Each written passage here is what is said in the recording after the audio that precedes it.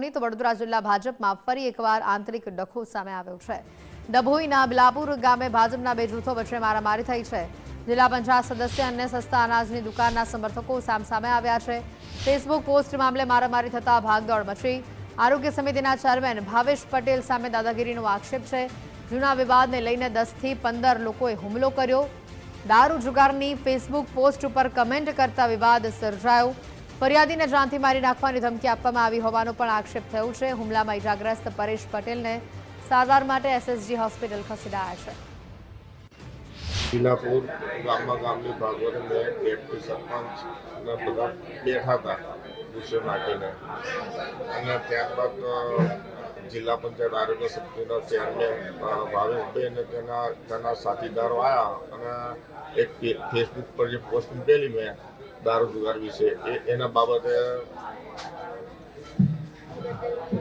બોલતા હતા। મેં એમાં એક સમય પાછળથી મને માથામાં શું માર્યું ખબર નહીં, પણ માથામાં મને મારી દીધું અને તરત પછી બેહોશ જેવો થઈ ગયો અને ત્યાં સ્થાનિક ડૉક્ટરે પછી અહીંયા લાવ્યા અને ગામમાંથી ફોન આવ્યો કે તારા પપ્પા જોડે મગજમારી કરવા આવ્યા છે। એટલે મેં નવા બેઠો હતો, નહીંને ઘરેથી ભાગોરે ગયો તો એ ટાઈમે બધું સોર્ટ આઉટ થઈ ગયેલું હતું।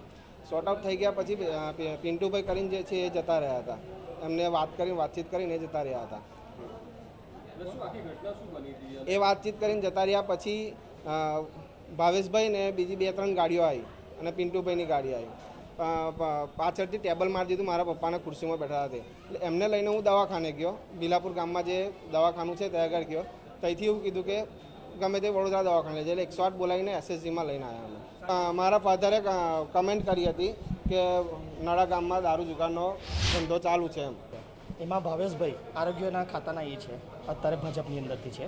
તો એ ભાઈની લુખ્ખી દાદાગીરી એટલી બધી વધી ગઈ છે કે અમારા ગામની અંદર આવીને અમારા કુટુંબીજનોને જાનથી મારી નાખવાની ધમકી આપે છે ને બહારથી ભરવાડોને એ બધાને બોલાવીને મારવા માટેની આગ્રહ કરે છે। એ લોકોનો કંઈ જુગારનો અડ્ડો કોઈ ચાલતો હશે એની માટે આ મેટર થઈ હતી। એ મેટર પતી ગઈ ત્યાર પછી જે ભાઈ હતા પિન્ટુભાઈ કરીને એ જતા રહ્યા શાંતિથી, એટલે જે મેટર હતી એ પતી ગઈ। પણ પછી ભાવેશભાઈ એમને ઉશ્કેરીને પાછા લાવ્યા, ત્યાર પછી આ બધી બબલ થઈ।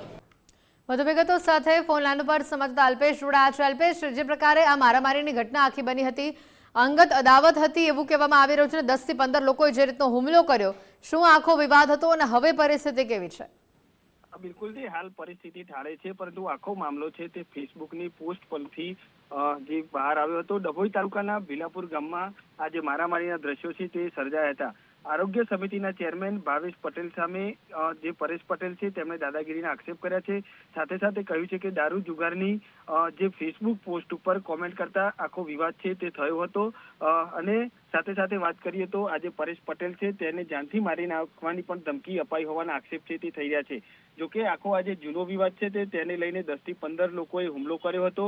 સામસામે આ હુમલો થયા હોવાની હાલ વિગતો તે સામે આવી રહી છે। જોકે હુમલામાં ઇજાગ્રસ્ત પરેશ પટેલને સારવાર અર્થે એસએસજી હોસ્પિટલ છે ત્યાં પણ ખસેડાયા છે। જોકે સમગ્ર મામલે હવે દાદાગીરી કરવા માટે જે ભાવેશ પટેલ છે તેમને જે જિલ્લા પંચાયતનું ચેરમેન પદ છે તે રદ કરવા માટે પણ ફરિયાદી દ્વારા વિનંતી કરવામાં આવી છે। એટલે બિલકુલથી કહી શકાય કે જે રીતે ભાજપના અંદરના જ રખાણે કારણે આખો આ જે વિવાદ છે તે સામે આવ્યો છે।